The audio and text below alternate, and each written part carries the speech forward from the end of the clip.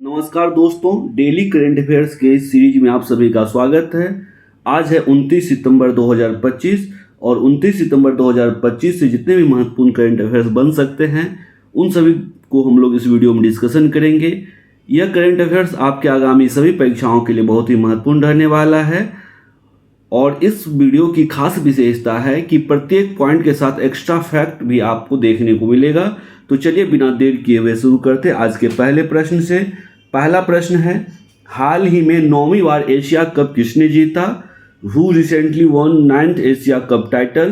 तो इसका सही आंसर आप देख रहे हैं दोस्तों, आपने हो सकता है कल मैच भी देखा होगा। इंडिया एशिया कप चैंपियन बना और 9वीं बार जीता है। दोस्तों, टीम इंडिया कब कब एशिया कप जीता है? तो सबसे पहले इसका आंसर ऑप्शन सी इसका आंसर हो जाएगा। भारत ने जीता है एशिया कप। कब कब भारत जीता है? 1984 से लेकर के 2000 इस बार 23 तक तो था ही और 2025 का भी टाइटल मिल गया। इस तरह से 9 बार हो गया। यदि आपको ध्यान रखना है तो वनडे सीरीज पहले वनडे के तहत चलता था एशिया कप और 2016 से T20 फॉर्मेट होने लगा, फिर बीच में 2 बार वनडे और इस बार जो हुआ है 2025 का, ये भी T20 सीरीज में T20 फॉर्मेट में एशिया कप हुआ था और भारत ने एशिया कप जीता। बहुत शानदार खेला, पाकिस्तान को हराया। दोस्तों देखिए, श्रीलंका को कई बार तक 1 2 3 4 और 5 बार तक लगातार श्रीलंका को हरा करके जीता है। उसके बाद 2 बार बांग्लादेश को, फिर श्रीलंका को, इस बार पाकिस्तान को हरा करके एशिया कप जीता। संबंधित फैक्ट देख ले तो भारत ने फाइनल में पाकिस्तान को 5 विकेट से हरा दिया और तिलक वर्मा का आउटस्टैंडिंग बैटिंग परफॉर्मेंस था और भारत का यह 9वां कप टाइटल है और एशिया में सबसे सक्सेसफुल टीम बन गया भारत। और भारत ने क्रिकेट में कंटिन्यूटी और डोमिनेंस के तहत ये इस खेल को जीता है। साथ ही दोस्तों, यदि एशिया कप की बात करें, ट्रॉफी अवार्ड की बात करें तो विजेता टीम भारत ट्रॉफी और अवार्ड लेने से मना कर दिया। उप विजेता जो है पाकिस्तान है। मेडल और $75,000 लगभग 67 लाख रुपए मिला उप विजेता को। Player of the match Tilak Varma लगभग 5 लाख रुपए ट्रॉफी और valuable player of the year Kuldeep Yadav 13 lakh रुपए। Player of the tournament Abhishek Sharma 13 lakh रुपए और SUV का trophy. Game changer of the match किसे चुना गया? शिवम दुबे को 3,10,000 रुपये और ट्रॉफी दिया गया। Super 6 of the match Tilak Varma. तो यहाँ से किसी भी पॉइंट से प्रश्न पूछा जा सकता है। देख ले, अभी तक जो 9 बार खिताब जीता है भारत, इसमें कौन कौन कप्तान थे? तो पहली बार सुनील गावस्कर के कैप्टनशिप में इंडिया एशिया कप जीता। उसके बाद दिलीप वेंगसरकर और 2 बार अजहरुद्दीन, याद रखेंगे, 2 बार महेंद्र सिंह धोनी, 2 बार रोहित शर्मा और 1 बार सूर्य कुमार यादव अभी 2025 में। तो इस तरह से 6 1 7 और इधर 2 9 7 2 9 बार टोटल खिताब जीत चुका है। नेक्स्ट क्वेश्चन, पंख रहित सांप जैसी मछली की नई प्रजाति की खोज कहाँ हुई है? देखिए, ये सांप जैसी प्रजाति लग रही है और ये मछली की प्रजाति है और इसमें पंख नहीं है, तो पंख रहित है और सांप जैसी प्रजाति है। इसकी खोज कहाँ की गई और इसका नाम क्या है? ये दोनों आपके एग्जाम के दृष्टिकोण से इम्पोर्टेंट हो सकता है। तो इसका सही आंसर है तमिलनाडु में खोज की गई है और तमिलनाडु में, और इसका नाम रखा है इंटरेक्ट इथिक्स कन्याकुमारी। ये आपके एग्जाम के लिए इम्पोर्टेंट हो जाता है। कई बार जो नई प्रजाति खोजी जाती है, इन नई प्रजाति से कई बार प्रश्न देखने को मिलता है। तो नई प्रजाति से जितने भी जीव खोजे जाते हैं उनको आप याद रखेंगे। तो साथ ही एक्स्ट्रा फैक्ट देख लेते हैं। नई प्रजाति का नाम है इरेक्ट एथिक्स कन्याकुमारी रखा गया है और इंटरेक्ट एथिक्स कन्याकुमारी नाम रखा गया और इसकी खोज किसने की है? NBFGR राष्ट्रीय मछली जैव विविधता एवं संसाधन केंद्र है, इंग्लिश में से national bureau of fish genetic resources कहते हैं, कि शोधकर्ताओं ने इसकी खोज की है। और ये स्थान कहाँ पे है? तो कोलाचेल में, तमिलनाडु के कोलाचेल में है। और यह जो मछली है इसे ईल, फिनलेस और सर्प जैसी मछली भी कहा जाता है। और साथ ही तमिलनाडु की बात आती है, तमिलनाडु पहचान पत्र वितरण में सबसे अग्रणी राज्य बन चुका है। Next question, FIFA world cup 2026, जो फीफा वर्ल्ड कप अगले साल होना है, 2026 में होना है, हाल ही में शुभंकर इसे चुना गया है। तो 3 शुभंकर आपको दिख रहा है, 3 शुभंकर, और आपके पास ऑप्शन में 4 है। आपसे प्रश्न पूछा जा रहा है कि 3 तो है और कौन नहीं है, इसका जवाब देना आपको। तो क्लच, मिकल, मेपल और जायु में देखिए मेपल है, जायु है और क्लच है, तो है क्या नहीं, मिकल। इसका सही आंसर हो जाएगा मिकल नहीं है। आपसे प्रश्न पूछा जा रहा था कौन नहीं है, तो मिकल नहीं है, तो इसका सही आंसर मिकल नहीं है। कौन कौन, तो मेपल है, जायु है, क्लच है। देख लेते हैं फीफा वर्ल्ड कप 2026 से रिलेटेड अनसंबंधित तथ्य। तो ये जो 2026 में फीफा का वर्ल्ड कप होगा, ये यूएसए, मैक्सिको और कनाडा मिल करके सम्मिलित रूप से, संयुक्त रूप से आयोजित किया जाएगा यहाँ पर। और ऑफिशियल मैस्कॉट अर्थात शुभंकर चुन लिया गया है। क्लच जो है बाल्ड ईगल का प्रतिरूप है, मेपल मोस का, और जायु जगुआर का ऑफिशियल मैस्कॉट है, इसे याद रखेंगे। और ये जो मेकल या पिकल है, इनमें से कोई मैस्कॉट नहीं है, चाहे वो मेकल हो या पिकल हो, ऐसा कुछ भी नहीं है। तो है क्या क्या देख लिए हैं। और यह पहली बार है जब सीनियर मेंस वर्ल्ड कप के लिए मैस्कॉट लॉन्च किए गए हैं। और मैस्कॉट होस्ट कंट्री जो होता है, जो जहाँ जिस कंट्री में मैच आयोजित होता है, उनके कल्चर और वाइल्ड लाइफ को रिप्रेजेंट करता है। 3 कंट्री में हो रहा है, इसीलिए 3 मैस्कॉट, 3 शुभंकर भी लॉन्च किया गया है। नेक्स्ट क्वेश्चन है, दुनिया 2030 तक दुनिया की पहली बंद ईंधन चक्र परमाणु, दोस्तों बंद है और ईंधन चक्र परमाणु है, प्रणाली है, सिस्टम है, इसके बारे में कहा जा रहा है किसने घोषित किया है। Who announce the world's first closed fuel cycle nuclear energy system by 2030। तो देख रहे हैं दोस्तों किसका इमेज है, व्लादिमीर पुतिन का। तो आंसर आपको पता चल गया होगा। और इन्होंने क्या लिखा था अपने ट्विटर हैंडल पे कि 2023 के शुरुआत में हम रूस के टॉमोस क्षेत्र में बंद ईंधन चक्र वाली दुनिया की पहली परमाणु ऊर्जा प्रणाली शुरू करने की योजना बना रहे हैं। किसने कहा, व्लादिमीर पुतिन ने। तो कौन सा देश हो जाएगा, ऑप्शन बी इसका सही आंसर हो जाएगा। रसिया पहली बार बंद ईंधन चक्र परमाणु ऊर्जा प्रणाली को लॉन्च करने की घोषणा की है। अब आपके दिमाग में आ रहा होगा बंद चक्र परमाणु, ये जो बंद ईंधन चक्र परमाणु ऊर्जा प्रणाली है ये क्या होता है। तो सबसे पहले यूरेनियम को खदान से निकाला जाएगा, माइन से माइनिंग किया जाएगा, उसके बाद इसे प्रोसेसिंग किया जाएगा, प्रसंस्करण किया जाएगा, उसे इनरिचमेंट किया जाएगा अर्थात उसे संवर्धन किया जाएगा। और संवर्धन करने के बाद इसे ईंधन उत्पादन में प्रयोग किया जाएगा। और जब ईंधन रिएक्टर के रूप में बिजली बना लिया जाएगा तो अंत में इस ईंधन का निपटान डिस्पोजल कर दिया जाएगा। इसी को बोलते हैं पहली बंद चक्र परमाणु ऊर्जा प्रणाली। अर्थात माइनिंग से निकाला और फिर उधर पृथ्वी के अंदर ही दबा देना, तो ये बंद हो गया, जहां से आया वहीं चला गया, तो बंद चक्र परमाणु ऊर्जा कहलाया। तो यहाँ देखेंगे इस इमेज में यूरेनियम को माइन से निकाला है और निकाल करके ये आप देख सकते हैं क्रस्ट है, पृथ्वी का सतह है। तो कहाँ से निकाला, पृथ्वी के अंदर से निकाला। क्या किया, प्रोसेसिंग किया, इनरिचमेंट किया, इससे फ्यूल का उत्पादन किया, प्रोडक्शन किया, पावर जनरेट किया, पावर रिएक्टर में यूज हुआ और पुनः इसे जहां से लाया वहीं पहुंचा दिया। इसे बोलते हैं पहली बंद ईंधन चक्र परमाणु ऊर्जा। और किस देश ने, तो याद रखेंगे रूस ने। अनसंबंधित तथ्य देख ले, राष्ट्रपति व्लादिमीर पुतिन ने घोषणा की है इस बात की। और साथ ही क्लोज फ्यूल साइकिल जो है 95% स्पेंट फ्यूल का रीयूज संभव बनाता है और इससे जो है रेडियो एक्टिव वेस्ट यूरेनियम की मांग कम होगी।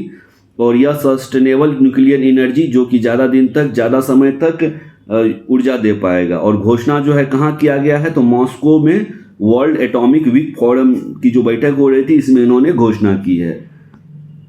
नेक्स्ट क्वेश्चन, आयुष मंत्रालय ने अपना पहला एकीकृत तंत्रिका पुनर्वास केंद्र प्रयास कहाँ शुरू किया है। Where did Ayush ministry launch its first integrated neuro rehabilitation centre Prayaas. तो देखेंगे दोस्तों प्रयास किनके द्वारा, मिनिस्ट्री ऑफ आयुष के द्वारा, जो गवर्नमेंट ऑफ इंडिया का एक विभाग है, एक मिनिस्ट्री मंत्रालय है, इनके द्वारा क्या किया गया है, तो तंत्रिका पुनर्वास अर्थात जो बच्चे तंत्रिका तंत्र जिनका विकृत हो जाता है उन्हें पुनर्वास करके, उन्हें रिहेबिलिट करके किस केंद्र के द्वारा? तो प्रयास केंद्र के द्वारा इसे रिहेबिलिटेट किया जाएगा। दोस्तों देखते हैं एक्स्ट्रा फैक्ट, सॉरी यहाँ पे आंसर आपका हो जाएगा कहाँ पे किया गया है, तो इसका सही आंसर है गोवा में किया गया, गोवा में। और प्रयास न्यूरोलॉजिकल डिसऑर्डर से प्रभावित लोगों के लिए रिहेबिलिटेशन प्रदान करता है, और यह आयुर्वेद, योग और मॉडर्न थेरेपी है जिसमें फिजियोथेरेपी, स्पीच थेरेपी कंबाइन करता है, साथ ही कंबाइंस आयुर्वेदा देता है। यह केंद्र गोवा में स्थापित किया जाएगा। और इनिशिएटिव जो पेशेंट होता है, शुरुआती दौर में जो पेशेंट होता है उसको होलिस्टिक रिकवरी को बढ़ावा देता है। 23 सितंबर 2025 को गोवा में 10वां आयुर्वेद दिवस भी मनाया गया था, साथ में ये भी याद रखेंगे। देख रहे इसमें आप देख सकते हैं कि एक जो बच्ची है इसका तंत्रिका तंत्र जो है काम नहीं करता है, विकृत हो गया है, इन्हें प्रयास सेंटर के द्वारा रिहेबिलिटेट किया जाएगा। देखते हैं नेक्स्ट क्वेश्चन है, भारत ने संयुक्त राष्ट्र एआई उत्कृष्टता केंद्र के रूप में किसे नामित किया है? Which Indian institute was designated as the UN AI Center of Excellence? तो इसका सही आंसर दोस्तों यहाँ पर आप देख सकते हैं, इमेज के थ्रू भी आंसर लगा सकते हैं। India nominates IIT Madras as the UN AI centre of excellence, अर्थात आंसर हो गया क्या? तो IIT मद्रास को किसके रूप में नामित किया गया है, नॉमिनेट किया गया है?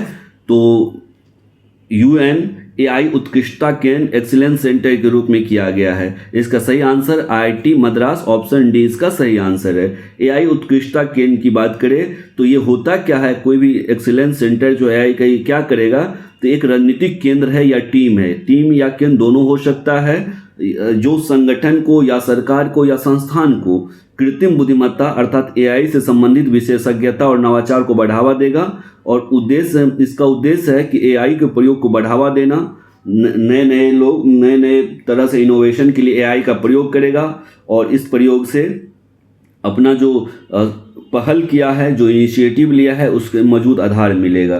तो सही आंसर हो गया IIT मद्रास। देखते हैं एक्सप्लेनेशन। तो IIT मद्रास को UN AI centre of excellence के रूप में नामित किया गया है। उद्देश्य हम लोग ऊपर देख चुके हैं कि AI एक्सपर्टीज और रिसोर्सेज को बढ़ावा देना, यह AI टैलेंट को प्रशिक्षित करेगा, और यह देशों में AI स्किल और इंफ्रास्ट्रक्चर गैप को भरने में मदद करेगा। IIT मद्रास जो है, एक्स्ट्रा फैक्ट देख लेंगे हम लोग, IIT मद्रास जो है NIRF रैंकिंग में 2025 में इंजीनियरिंग कैटेगरी में शीर्ष स्थान पर रहा है। इंजीनियरिंग कैटेगरी में किस कॉलेज को पहला स्थान प्राप्त हुआ था NIRF कैटेगरी में? तो इसका सही आंसर हो जाएगा IIT मद्रास को। नेक्स्ट क्वेश्चन, हाल ही में कृषि मीडिया पुरस्कार 2025 किसे मिला? तो ये देख सकते हैं दोस्तों, ये कृषि मीडिया अवार्ड है 2025, इन्हें दिया गया है। ये व्यक्ति है MC प्रसन्न कुमार। तो ऑप्शन सी इसका सही आंसर है, MC प्रसन्न कुमार इसका सही आंसर है, ऑप्शन सी ध्यान रखेंगे दोस्तों।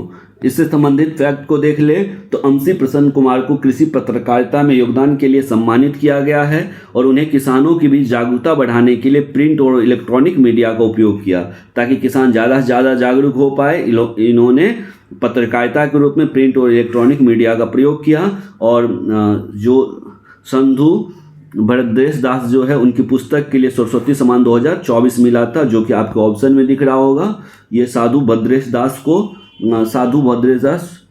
किसके लिए मिला है? तो सरस्वती अवार्ड मिला है। और बात करें ये MC प्रसन्न कुमार को, तो यह पुरस्कार कृषि से जुड़े पत्रकार की उत्कृष्टता को पहचानता है, और इसे मीडिया क्षेत्र में विजिबिलिटी बढ़ाती है। नेक्स्ट क्वेश्चन है, हाल ही में BCCI के नए अध्यक्ष कौन बने हैं? तो आप इमेज देख रहे हैं, आप यदि पहचानते हैं तो ये मिथुन मन्हास है। मिथुन मन्हास को हाल ही में BCCI के नए अध्यक्ष के रूप में चुना गया, इसीलिए आंसर इसका ऑप्शन सी इसका सही आंसर है। बात करें BCCI की, तो BCCI का फुल फॉर्म होता है board of control for cricket in India, भारतीय क्रिकेट कंट्रोल बोर्ड। इसकी स्थापना 1928 ईस्वी में, दिसंबर 1928 ईस्वी में होती है, और इसका हेड क्वार्टर जो है वानखेड़े स्टेडियम, मुंबई, महाराष्ट्र है। अन्य संबंधित तथ्य देखें तो मिथुन मन्हास 37वें BCCI के अध्यक्ष बने हैं। इनका चुनाव जो है AGM में निर्विरोध हो गया। जो इंडिया का क्रिकेट बोर्ड है, बॉडी है, उसमें निर्विरोध चुने गए हैं ये, और वह भारत क्रिकेट के एडमिनिस्ट्रेटिव अफेयर और ओवरसीज करेंगे, और साथ ही उनका कार्यकाल जो है ये क्रिकेट विकास और टूर्नामेंट्स मैनेजमेंट पर केंद्रित होगा। इससे बीसीसीआई के गवर्नेंस और ट्रांसपेरेंसी में भी सुधार होने की संभावना है। नेक्स्ट क्वेश्चन है, हाल ही में संयुक्त राष्ट्र ने किस देश पर आर्थिक और सैन्य प्रतिबंध लगा दिए हैं? दोस्तों तो आप देख रहे हैं इस इमेज के थ्रू आपको ईरान का इमेज दिख रहा है। इसी ईरान देश पे संयुक्त राष्ट्र ने यूनाइटेड नेशन ने आर्थिक रूप से और सैन्य रूप से प्रतिबंध लगा दिया। इसका सही आंसर हो गया ऑप्शन बी, ईरान। जब बात ईरान की आती है तो ईरान से संबंधित हम लोग कुछ फैक्ट देख ले। हाल फिलहाल में जो एग्ज़ाम हुआ था बीपीएससी 71 का, इस इमेज से संबंधित एक प्रश्न पूछा गया था बीपीएससी 71 प्रीलिम्स एग्ज़ाम में। इस क्वेश्चन को आज हम लोग बहुत बारीकी से देखेंगे। ये ईरान हो गया। अब ईरान का नेबरिंग कंट्री देख ले। ईरान के नेबरिंग में पड़ोसी देश में पाकिस्तान है और पाकिस्तान के बाद भारत, अर्थात भारत और ईरान के बीच में एकमात्र कंट्री है वो है पाकिस्तान। यदि हम भारत से ईरान जाना चाहे तो बिना किसी देश में जाए भी जा सकता है, क्योंकि ये अरब सागर है। अरब सागर जो हिंद महासागर का ही एक पार्ट है, अरब सागर, इसके थ्रू हम लोग जा सकते हैं। इधर मुंबई से, गुजरात से निकल करके इस रास्ते से हम लोग जा सकते हैं। और यहीं पे एक बंदरगाह बनाया गया था भारत के द्वारा। ये बंदरगाह है चाबहार बंदरगाह, इसको भी याद रखेंगे, चाबहार बंदरगाह। चाबहार बंदरगाह किसके द्वारा विकसित किया गया? तो भारत के द्वारा। कहाँ किया गया? तो ईरान में किया गया। ठीक है। पाकिस्तान में जो एक ग्वादर बंदरगाह है, ग्वादर बंदरगाह को विकसित किया गया किनके द्वारा? चाइना के द्वारा। तो चाइना ग्वादर बंदरगाह पाकिस्तान में और भारत चाबहार बंदरगाह ईरान में विकसित कर रहा है, डेवलप कर रहा है। बात करें नेबरिंग कंट्री की तो इधर पाकिस्तान हो गया। पाकिस्तान के ऊपर में अफगानिस्तान की सीमा भी ईरान से लगती है। इसके बाद तुर्कमेनिस्तान की सीमा लगती है और उसके बाद ये वाटर बॉडी आता है, अर्थात ये है कैस्पियन सागर, कैस्पियन सी। तो ध्यान रखेंगे कैस्पियन सी। और आप जानते होंगे रामसर कन्वेंशन हुआ था। रामसर कन्वेंशन, रामसर नामक जो शहर है ईरान के कैस्पियन सागर के तट पे है, वो इसी के आसपास एक शहर है दोस्तों। इसके बाद और देश आ जाता है अजरबैजान। अजरबैजान के बाद ये यहाँ अजरबैजान है, ये अर्मेनिया है। उसके बाद तुर्की है। तुर्की देश की सीमा भी ईरान से लगती है। उसके बाद इराक, ये इराक हो गया। इराक के बाद जो है ये देख सकते हैं कि सऊदी अरब है, और सऊदी अरब और कुवैत, एक छोटा सा देश कुवैत यहाँ पे है, और ये सऊदी अरब है। ये है पर्शियन गल्फ, और ये है दोस्तों पर्शियन गल्फ के बाद आप देखिए, बड़ा कर देते हैं इमेज को। यहाँ से क्वेश्चन पूछा गया था बीपीएससी में, इसीलिए इसे बहुत अच्छे से देखिएगा। अभी एक प्रश्न था कि बीपीएससी में प्रश्न ये था कि हॉर्मुज जो जल संधि है, स्ट्रेट ऑफ हॉर्मुज, इंग्लिश में स्ट्रेट ऑफ हॉर्मुज बोलते हैं, हिंदी में हॉर्मुज जल संधि बोलते हैं। तो ये किनको किनको अलग करता है? तो ये पर्शियन गल्फ है, ये पर्शियन गल्फ को अलग करता है। देखिए यहाँ पे भी इमेज में पर्शियन गल्फ को, ये हॉर्मुज जो जल संधि है, पर्शियन गल्फ को हिंदी में खाड़ी बोलते हैं। ध्यान रखेंगे, गल्फ को हिंदी में खाड़ी बोलते हैं। तो पर्शियन की खाड़ी को या फारस की खाड़ी को जो है गल्फ ऑफ ओमान से, ये ओमान कंट्री है इसीलिए इसे गल्फ ऑफ ओमान बोलते हैं। ये गल्फ ऑफ ओमान से, अर्थात या फिर कह सकते हैं ये अरब सागर का पार्ट है, अरब सागर से। ठीक इसी तरह से दोस्तों यहाँ एक और जल संधि है, इस जल संधि को क्या कहते हैं? बाब अल मंडेब कहते हैं। ये लाल सागर और गल्फ ऑफ अडन, गल्फ ऑफ अडन याद रखेंगे, गल्फ ऑफ अदन। और ये क्या है? लाल सागर और गल्फ ऑफ अदन को जोड़ता है। और यहाँ पे जो संकरा रास्ता है यही है जल संधि, और इसे बोलते हैं बाब अल मंडेब की संधि। साथ ही ये जो लाल सागर है और ये भूमध्य सागर है, मेडिटेरियन सी है, इसे किसके द्वारा जोड़ा जाता है? तो स्वेज नहर के द्वारा जोड़ा जाता है, स्वेज कैनाल। तो ये याद रखेंगे, इतना फैक्ट इससे संबंधित याद रखेंगे, ये आपके एग्जाम के लिए इंपॉर्टेंट हो सकता है। साथ ही यदि बात करें अदर फैक्ट की तो देखिए यहाँ पे आपको क्या बताए कि हॉर्मुज जल संधि है, ये हॉर्मुज जल संधि रहा। ये जल संधि दो अलग अलग, इसको स्ट्रेट का जल संधि का परिभाषा होता है कि जो जलीय भाग को जोड़ता है और दो जो भूभाग है उसे सेपरेट करता, अलग करता है, इसे बोलते हैं स्ट्रेट ऑफ हॉर्मुज। देख रहे हैं यहाँ लिखा हुआ है। और ये है स्ट्रेट ऑफ बाब अल मंडेब। ये बाब अल मंडेब जो है किसको? तो लाल सागर को और अदन सागर यहाँ पे हो गया, ये लाल सागर हो गया। इसे याद रखेंगे, बार बार रिपीट कर रहे हैं क्योंकि क्वेश्चन पूछा गया है। ये है फारस की खाड़ी है ये। और साथ ही इसे याद रखेंगे, ये है गल्फ ऑफ ओमान, या फिर कह सकते हैं अरब सागर वाला पार्ट है ये, अरब सागर वाला या छोटा सा पार्ट करे तो दोनों में से कोई भी पूछा जा सकता है। ओमान भी रख सकता है, ओमान की खाड़ी या अरब सागर, तो इनको जोड़ रहा है। और किन दो देश को, तो ओमान को इस साइड है और इधर सऊदी अरबिया का है और इधर ईरान है, इसको अलग कर रहा है। इसे याद रखेंगे, बहुत इंपॉर्टेंट हो जाता है। यहाँ हम लोग देखते हैं कि कौन कौन सा देश था, देख लिया आप लोग। ईरान जब जो भी टॉपिक आएगा उससे संबंधित हम लोग जितना भी मैप बेस्ड क्वेश्चन होगा हम लोग करते चलेंगे। आइए बात करें किस पर प्रतिबंध लगाया है, तो ईरान पे प्रतिबंध लगाया है। किसने लगाया है, तो यूएन लगाया है, यूनाइटेड नेशन अर्थात संयुक्त राष्ट्र ने लगाया है। क्यों लगाया है, तो ईरान रशिया के सहयोग से न्यूक्लियर प्रोग्राम चला रहा है, परमाणु हथियार बना रहा है, परमाणु ऊर्जा के लिए या परमाणु बम बनाने के लिए, इसीलिए रीजनल एक्टिविटी के कारण ही उस पर प्रतिबंध लगा दिया गया है। बात करें ईरान की, तो ईरान की राजधानी तेहरान है, उसकी मुद्रा है रियाल, ठीक है। और ये सैंक्शन जो है, ये जो प्रतिबंध है, ग्लोबल सिक्योरिटी और नॉन प्रोफिलेशन स्ट्रेंथन करने के लिए, उसे मजबूत करने के लिए, जो आसपास के देश है उस देश को ईरान से जो खतरा है उस खतरा से निपटने के लिए उस पर प्रतिबंध लगाया गया है। नेक्स्ट क्वेश्चन, 2026 तक अगले साल 15 किलोमीटर ऑटोनॉमस ट्रांसपोर्ट कॉरिडोर कहाँ शुरू होगा, where will 15 kilometre autonomous transport corridor. दोस्तों ऑटोनॉमस कॉरिडोर ट्रांसपोर्ट कॉरिडोर होता क्या है, इसे ध्यान रखेंगे। तो 15 किलोमीटर का एक रास्ता होगा, ये 15 किलोमीटर मान लेते रास्ता है, इस पे ड्राइवरलेस कार चलेगी। और ड्राइवरलेस जब कार चलेगी अपने लेन में चलेगी, अपने स्पीड से चलेगी। इससे किससे, तो नेटवर्क से, जीपीएस से, एआई से, जीपीएस और एआई से कंट्रोल किया जाएगा। जीपीएस और एआई से कंट्रोल करके ये कार चलेगी। और कहाँ पे, कितना किलोमीटर, तो 15 किलोमीटर ऑटोनॉमस ट्रांसपोर्ट। आप देख रहे हैं, इस इमेज से पता चल जाएगा आपको सही आंसर क्या है।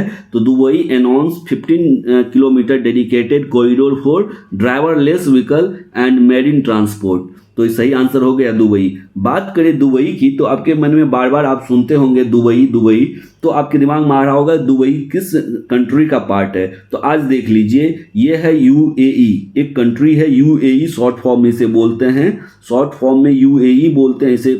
और इसे यदि फुल फॉर्म देखें, यूनाइटेड अरब अमीरात, तो संयुक्त अरब अमीरात हिंदी में बोलते हैं।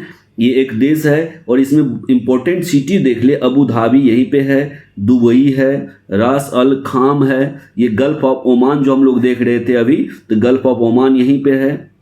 इसके बाद जो इम्पोर्टेंट सिटी है अल इन है, ये सभी इम्पोर्टेंट सिटी है। बात करें संयुक्त अरब अमीरात अर्थात यूएई के जो नेबरिंग कंट्री है, और नेबर में क्या क्या है, तो एक साइड फारस की खाड़ी, पर्सियन गल्फ हो गया, दूसरे साइड जो है गल्फ ऑफ, थोड़ा कुछ दूर की सीमा जो है गल्फ ऑफ ओमान से लगती है। उसके बाद ओमान कंट्री है, उसके बाद सऊदी अरबिया कंट्री है, सऊदी अरब जो है ये कंट्री है, तो ये याद रखेंगे। इसके इधर जो आएंगे तो ये कतर हो गया, तो ये याद रखेंगे।